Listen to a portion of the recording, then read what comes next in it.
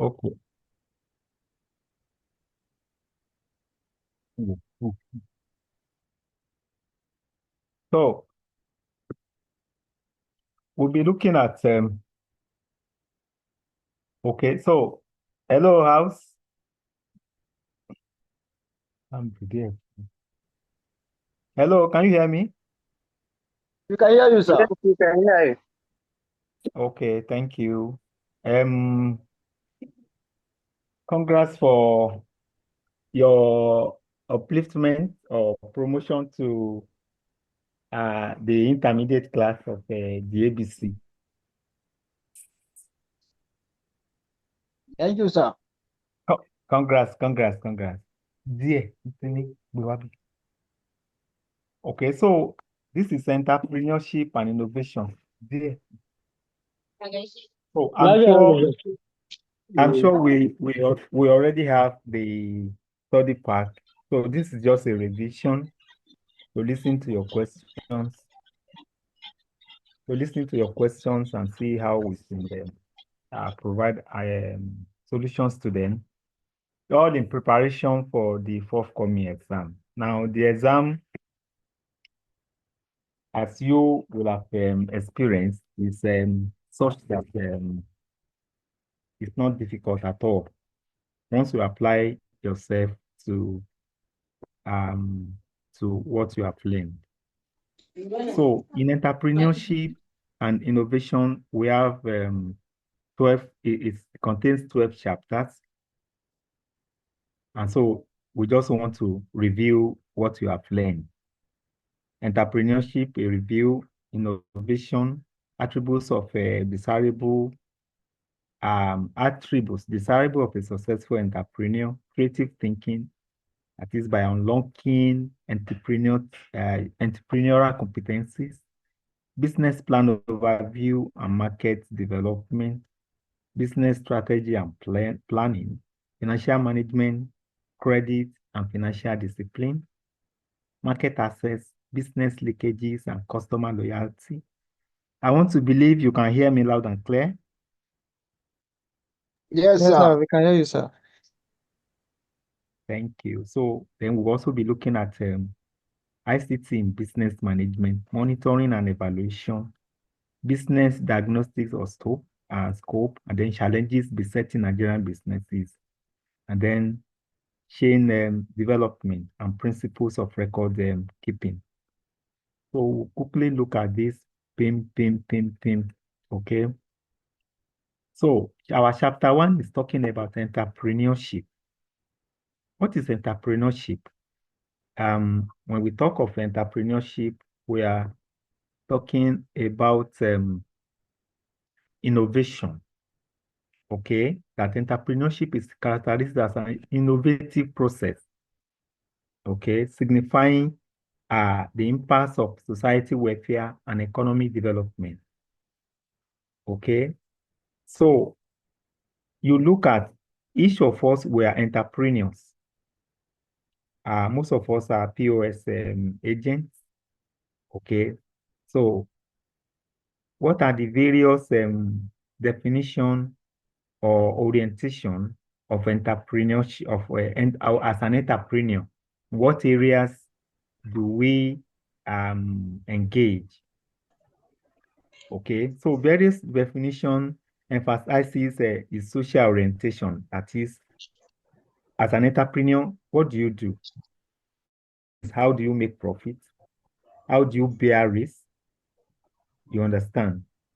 So these are areas that have a touch on entrepreneurship, and that we are saying that the term entrepreneurship, which we know today, is developed from a French term entreprendre, meaning to undertake.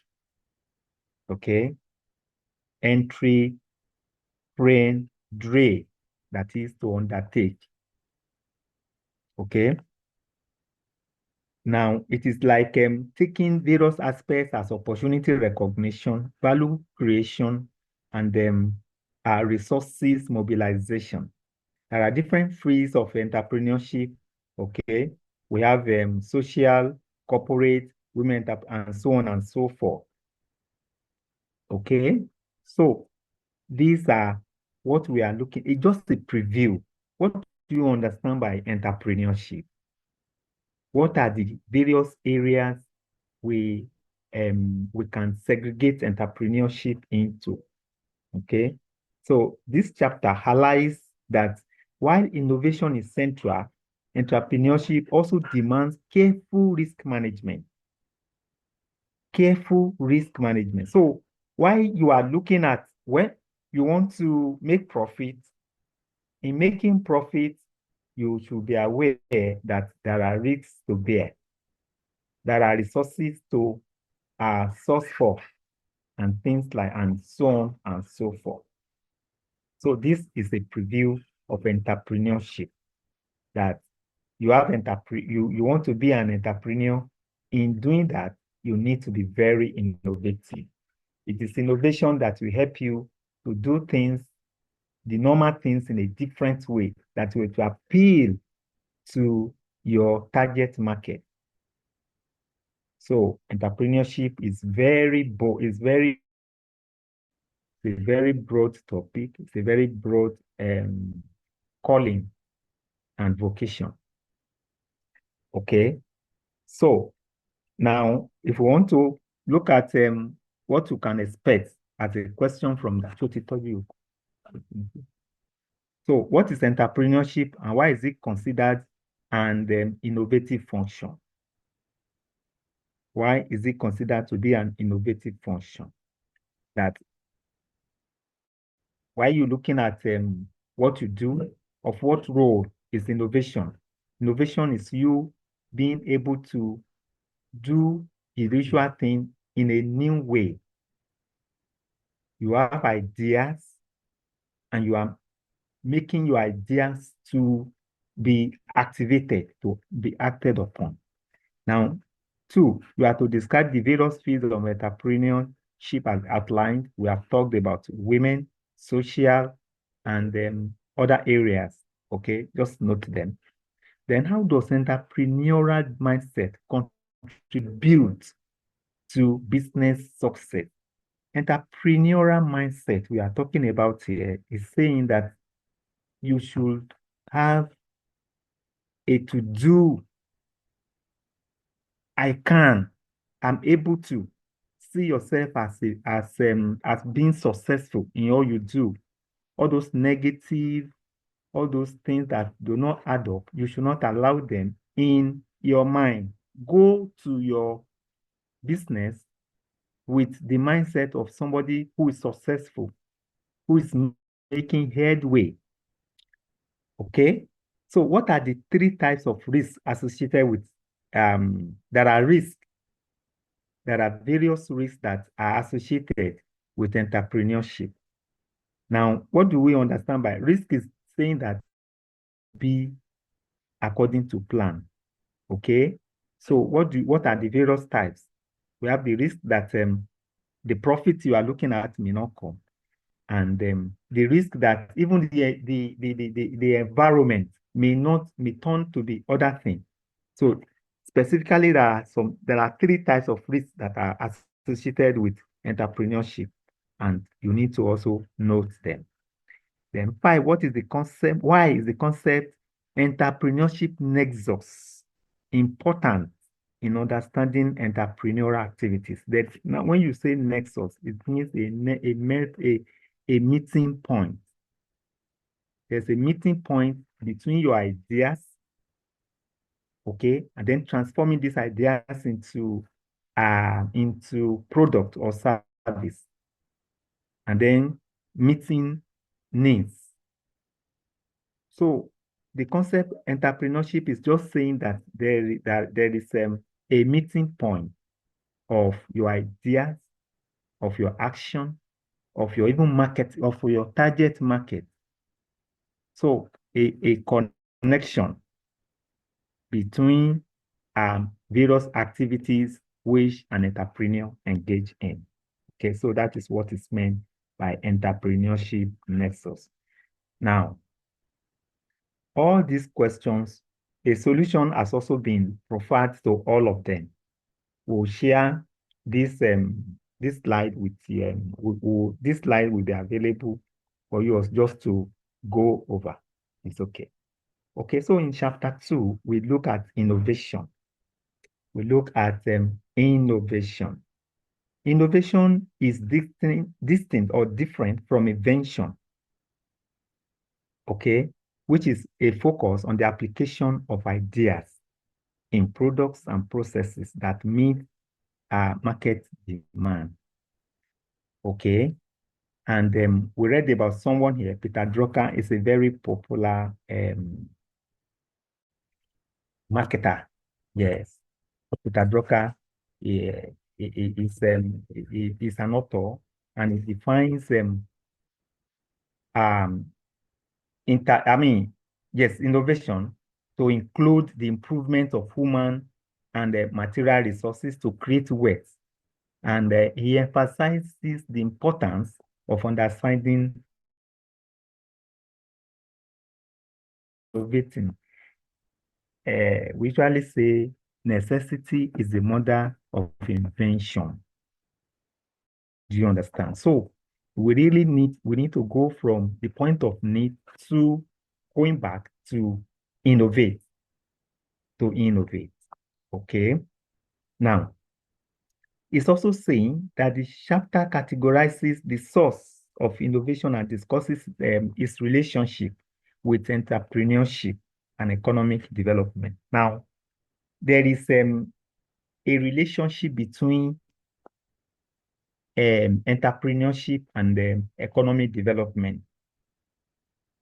There are statistics saying that SMEs, that is small and medium enterprises, they contribute majorly to our economic development. And that's why you see various governments setting up agencies. In Nigeria, for example, we have SMEDAN and other similar agencies. It is because of the importance of entrepreneurship to economic development that all these agencies are coming on board. Okay. Okay. So now different types of innovation are delineated, including product versus process, and radical versus incremental innovation, okay, and so on and so forth. Then Drucker's principles of innovation stress the importance of customizing simplicity and a focus on leadership, okay? And then the historical impacts of innovation between 1800 and 1990 are briefly assessed, showcasing significant inventions, okay? In the study part, there is a table of innovative activities, the products, the innovators, and the period. All of these were briefly, not even briefly, they were stated just to let you see who and who, which we call the great man theory of innovation, highlighting notable innovators and their contributions, okay, and so on and so forth. Okay, so we should note that, as we said, this is a summary. This is just going through this to live the things you have learned. This is a summary, okay? So if these are review questions, okay, how does innovation differ from invention? Inventing is that it's like you are scratching just to develop new things. But innovation is making what already exists, making it better, finding more uses, okay, for what you have already. While invention is like foraging into a new space entirely. Now, what are the main sources of innovation? Ideas. If I do it this way, the main source is idea, and ideas rule the world, people say. Okay, and then we have talked about Peter Drucker's definition and principles of innovation. Kindly note that. Then the different types of innovation are discussed. an example of historical innovation and impact. One of these is even the laptop we are using. Okay, we can see the impact of Big Gates on that. And we today, almost everybody is having one thing or the other to do with computer. Okay, these are a part of historical innovation and the impact we are looking at. Okay, in chapter 3, we look at the attributes of a desirable of a successful entrepreneur. What are the things, what are the characteristics expected of an entrepreneur who wants to be successful? And we read that successful entrepreneurs cultivate specific habits and attributes that contribute to their achievement. And once you note this, you can also learn from them. Learn from them what has enabled somebody to be successful. What you too, once you learn and you imbibe those characters, success will also be your own portion too. Okay, and that's why we read. We read about what has happened for us to be able to avoid obstacles, for us to be able to avoid errors which others have gone through. Okay, so here now, when we are saying that these are attributes that people who have been successful cultivate, imbibe, and make use of, then we desiring to be successful as an entrepreneur, as a family man, as a leader, we too, we should also look at them. And okay, so we have looked at time management to be able to manage our time. We should also be able to ensure we have good teamwork and leadership skills. Okay, and then it should also create time for personal reflection, which we call the me time. Okay, the time you set aside to develop yourself, to to pray, to meditate, to plan, okay? And that a healthy lifestyle is also emphasized and critical for sustaining the energy required in entrepreneurship. It is not, good things do not come easy. And that's why, as an entrepreneur, you should find time to develop yourself, okay? Taking prompt action on ideas and converting plans into reality, okay? And that the chapter serves to enhance personal development for aspiring entrepreneurs focused on building a rewarding business. Okay, so that's the summary of the chapter talking about attributes desirable of a successful entrepreneur. And so the review questions are: what role does having a hobby play in entrepreneur success? Hobby, something that is you do maybe just to to to renew strength. Your hobby could be reading, could be playing, just something you do to take off heat off you. Okay. And how important is time management for entrepreneurs? Just as we have said, to be able to manage our time if you want to be successful. Okay. And then we have to look at the significance of resilience. Resilience is like you are saying you are not allowed, you are not backing out in spite of obstructions, obstacles, and hindrances. So that is what resilience is talking about, that you are cultivating strength in the face of adversity, okay, and things that are negative. You will meet them, but as an entrepreneur, you are expected to double up, okay? There is a book titled um, Tough Time Never Lasts, but tough people do, okay? Then why should entrepreneurs value me time? It's time they set apart to meditate, to build up themselves, okay? This time is important because the more you're able to build yourself up, the more prepared are you to face challenges. How does early rising benefit? Okay, we should rise early. Okay, there is to bed, early to rise makes him a happy, successful. So it is a good attribute that we sleep early and rise early. When we sleep early, okay, it helps us to rise early. I know people who find time to sleep in the afternoon, read in the night or like that. And rising up early helps you to plan ahead, to plan your day very well. Okay. So we look at creative thinking. Creative thinking. Now, what is creative thinking? It's just a build up on those unlocking on those the attributes we have just looked at. Creative thinking is like being creative, taking taking something ordinary and then build and just giving yourself time to think. The mind is like an uncultivated virgin land.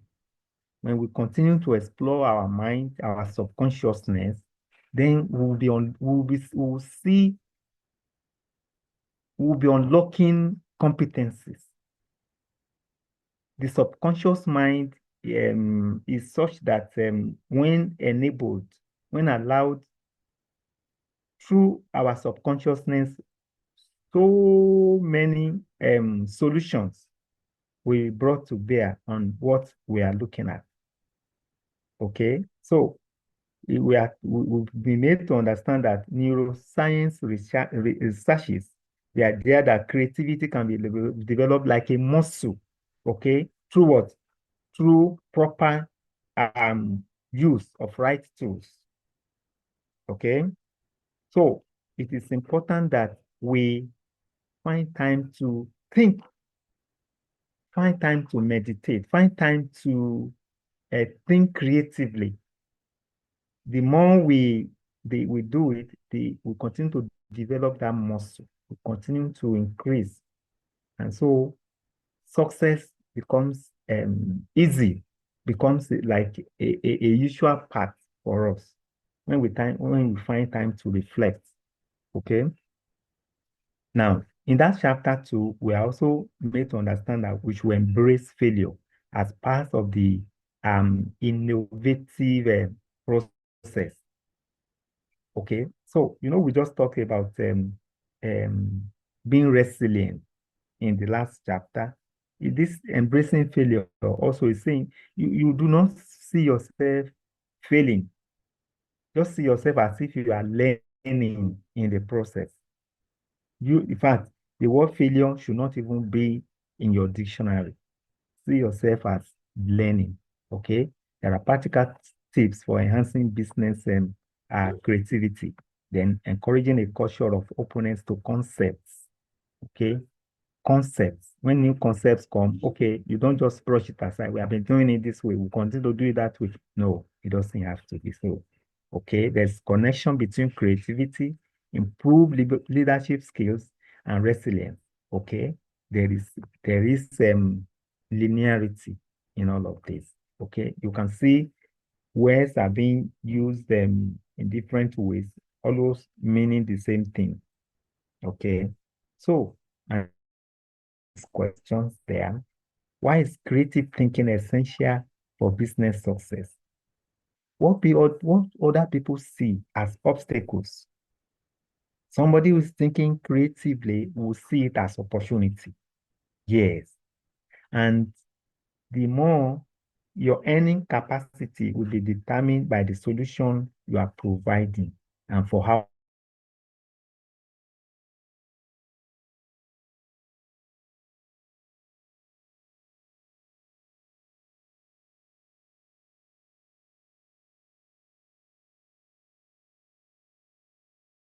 they are using the product of the gate. You can see. So it's a solution, and this solution comes from creative thinking. And what are some key entrepreneurial competencies mentioned in this chapter? Because we need them. These competencies are the thing that will shoot you up and make you be a successful entrepreneur. How does diversity in teams enhance creativity? Now, when we have different people of different skills, people of different competencies, people of different innovative ability, being in a team, it means that that team is able to handle almost anything that comes their way because they have people there whose skill, competencies are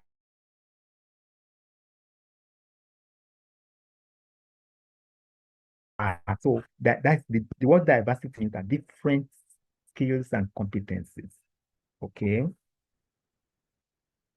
Then so how does now enhance creativity? Okay, so if you in that chapter we are meant to understand that we are not jettisoning ideas. When people bring ideas, okay, somebody who for example is a physicist is saying, and based on my knowledge of physics, if we do this thing this way, I think it will, the leader will say, okay, let's do this, let's try it. And so, because of those diversity, different sources, different skills and competencies that are in the team, it is enabling them to be able to do things differently, creatively. Yeah. Then how does embracing failure play in fostering creative environment? Okay, you can see the word embracing there. Embracing is saying that you don't fail, don't you don't see failure as failure. In fact, as I said, don't see that word failure. Remove it from your dictionary and substitute it with a calling to do better. You understand? And that you are to describe two practical tips for boosting creativity in business. Okay. As I said, um, answers have been provided for all of these questions, which we share with you at the end of Okay, in chapter 5, we look at business plan overview and market development. Now, what is business plan? It has been described as a strategic tool that outlines a business concept and its operational roadmap. Okay, business plan for us as entrepreneurs should not be new to us at all. Okay. Most business plans, they have a usual template. A template which we begin maybe with a summary, then the company itself, the marketing plans, then operational plan, then financial plan, and then uh, things like what are the economic implications or impacts of the business, and then things just all those seem to be a template. And once it is well researched concerning our project or product, it becomes like a roadmap to guide us in the course of executing that project. So that's a business plan. It will have shown us, okay, this thing we want to do based on available information. Will it be profitable? Do we go into it? If it's not profitable, we can quickly put it aside. If there are no other overriding reasons why we should, every businessman wants to make profit. And once a project or product is not um, profit, it's not profitable, then why go into it? Okay. So here now, expansion is also covered, highlighting the advantages um, and things that are associated with cost and then growth opportunities. That when you are growing, when you are developing, we are talking about market development now. When you are developing, costs will be need there will you will need to incur additional costs because maybe you are moving into a new geographical area. Okay, so you may now need to get accommodation or rent a place, and then other associated costs we need to be. So all this need holistically, and then determine whether that development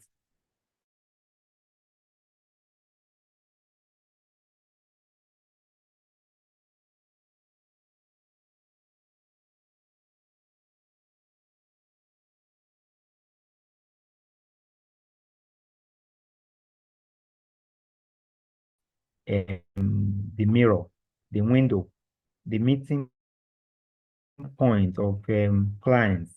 Okay, and so their enthusiasm, their their cheerfulness, welcoming disposition, and so on will play a part in the success of our business. So that is concerning our business plan overview and the market development. So let's look at quickly look at preview questions. What's the primary purpose of a business plan? It is just like a roadmap to guide, to help you guide, and then your actions, okay, whether they tally. By the time you start executing, it becomes what you compare your actual with budget. Okay, just like a budget. And there is always opportunity for you to compare the actual with your budget. So, which could be either adverse or favorable. If it is adverse, it is a call for caution. And if it is favorable, you also need to also check.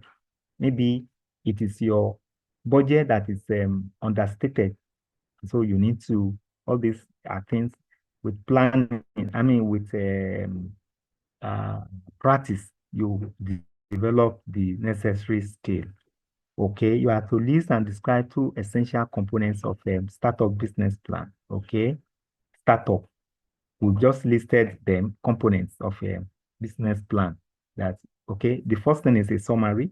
The summary, though is the first thing there, it's almost the last thing written because it will have taken into consideration all the other parts before you now summarize. But it is the first thing that will come in the business plan, in the because somebody you are giving the business plan to may just be interested in that summary. Okay. And so it's the first thing that comes there. So it is the one you write last, having gotten the necessary information to put in the summary. Okay. Then why is understanding your target market crucial to sales and marketing strategy? If you don't have a target market, then you do not have, you should first have what's your target? What skill do you have to be able to meet particular need in a geographical area? Okay, or a strata of the population. You there's a focus. Okay, target market just like saying your focus for your product or service. Who are you focusing? Then what are some of the advantages of expanding? Okay, with business expansion, there's likely to be more profit if done well, and so on and so forth. Then why obtaining qualified? We just mentioned this, and then okay, it's saying that why obtaining qualified staff is challenge when starting a business. Okay, qualified staff can be costly. And because you are just starting, you may not have sufficient money to give those qualified staff. So it can be a challenge. Okay. Okay. So what business strategy and planning? Okay, now this word strategy, we are made to understand it, and it denotes taking an enemy by surprise. Taking an enemy. So business strategy is saying that your business is such that you are taking competitors by surprise. Okay. So once you understand that strategy is like taking the opponent by surprise, then all other things I'm sure you'll be able to understand. Okay. So what is planning? Planning is like um setting, knowing where you are and where you should be, and then trying to move from where you are to where you should be. That's planning. You know what resources you have, you know where you ought to be, and the resources that will be needed there, and how to get there, getting additional resources and all of that. So that is just the summary of strategy and planning. So the chapter defines planning as a crucial process in setting organization, determining how to achieve. You can see right now, it applies 3 levels of planning. We have the strategic up, tactical, the the middle, and then operational, the lower. Each having different long-term objectives. Okay. So these are also things you can just review there. Now, look at the review questions. The 3 levels of planning we've just mentioned. Then the difference between strategic planning and tactical, okay, which is also to that question 1. Then why is a formal planning process important for businesses? Okay, we need to plan because the maxim is he who does not plan, who fails to plan, is planning to fail. Okay, and no one is planning to fail. And that's why we really need to just itemize this is the roadmap. This is how I want to get this. You can see a connection between planning and that business. We call it business plan. Okay. So it's also uh, reappearing here. Okay. So planning is just a roadmap, and we need to have that roadmap so that we can be well guided to know whether um, we are achieving or not. We have things to measure against. We have yardsticks. We have yardsticks against which we can measure whether we are doing well or not. That is the reason. That is why a formal planning process is important. Then describe a SWOT analysis and its role in strategic planning. SWOT is saying just a mnemonic for strength, weaknesses, opportunities, and threats. Okay. What are your strengths in that service or product? What are your weaknesses? You want to see how, okay, then what are the opportunities available and what are the threats? Now, your strengths, you can turn them to advantages. Your weaknesses, you can work on them and turn your weaknesses to opportunities. Okay. And your opportunities, you are also to make better use of them. And then your threats, you want to see how you can mitigate the things that are militating against your effort. Those are threats. What risk management strategies do you put in place so that your threats can be minimized, so that they don't have too much effect on your survival? Okay, so that needs to be analyzed. Then, what is free willing opportunism in the concept of, okay, this was also discussed in that chapter. Briefly, let's move to financial management, credit, and the financial discipline. Okay, so in the chapter, it was discussed that financial management is a strategic oversight of an organization's financial activities, encompassing planning, directing, controlling. Now, the word management here, this management is just talking about uh, um, directing, controlling, since that's the breakdown of management, like leading, motivating, and controlling. That is the breakdown of that word management.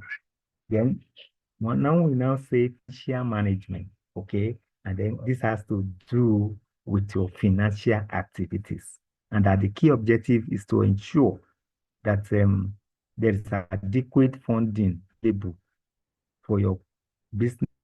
And then you are also maximizing the utilization of those funds with sustaining your business. Okay. There's difference between profitability, sustainability, and both are interconnected. Okay. But your sustainability is even more important than profitability. Profitability is uh, um, an accounting terminology, but sustainability is something people can see. And this man was there last year and is still there. And in 20 years, he's still there. There's something he's doing that is helping him to retain his being able to survive. That's sustainability. That's the description of sustainability. Now, the main function of okay, and that, and these are also things we can read over. Okay, now, what are the review questions there? Okay. Course of financial management, we have seen as you being able to remain stable and being able also to be sustainable. Okay, we have also seen the objectives, then the significance of cash management. Okay, you've been hearing that cash is king. Okay, cash is king. Now, when a company or a business may make profit and then may not have cash, okay, there's need for you to ensure that you manage your cash well. You don't sell on credit where you have opportunity to sell in cash, and this cash money. So it's important for you to prioritize cash management. Okay, manage your cash. Let's be more liquid as an entrepreneur. What are the credits?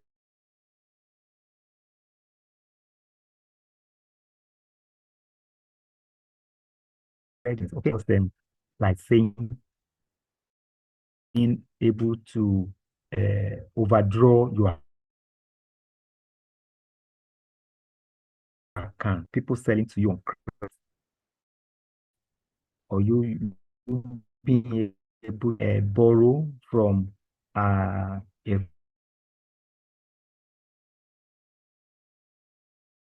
financial institution. And then there would have been challenges. There would have been financial difficulties. Okay, so for somebody who's selling to you, who's giving you raw materials on credit, it's really helping you. It's not making it, it's helping you so that your production process do not stop. Okay, so how can businesses achieve financial discipline? We need to achieve financial discipline by not overstating our. Some people they make the cost to bear before they start declaring profit, and at the end of the day, what they even term as profit is not profit.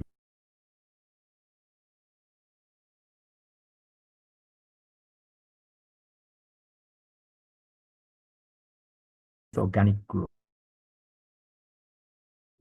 Okay. Market access, business links, and customer loyalty. It is important for you to build customer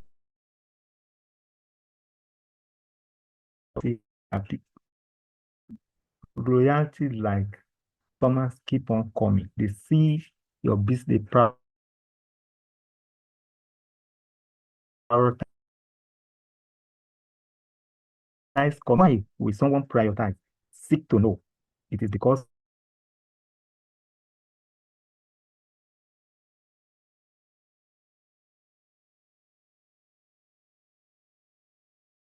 you or your business that make people to re, to and their customers like that. So market access has been defined as that. Okay, what all this do you as a business? This the definition we should have there. And then what are the demands? Then the supplies of influencing market access.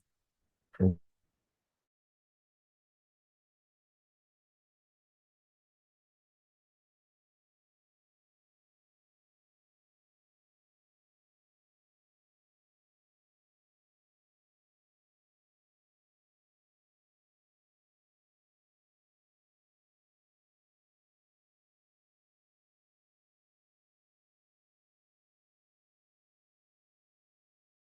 Hi.